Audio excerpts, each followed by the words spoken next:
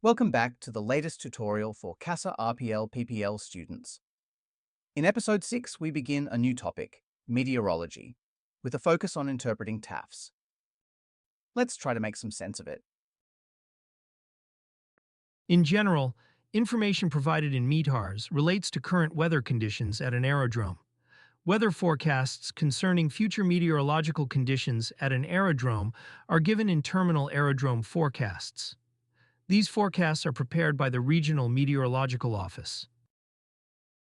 Forecast change indicators are used in TAFs when a change is expected in the meteorological conditions stated in the main section. Four distinct codes are used: FM for from, BECMG for becoming, tempo for temporary, and PROB for probability. In the example shown, between 9 UTC and 11 UTC on the 12th day of the month, prevailing visibility will change to 3,000 feet, and light rain will appear.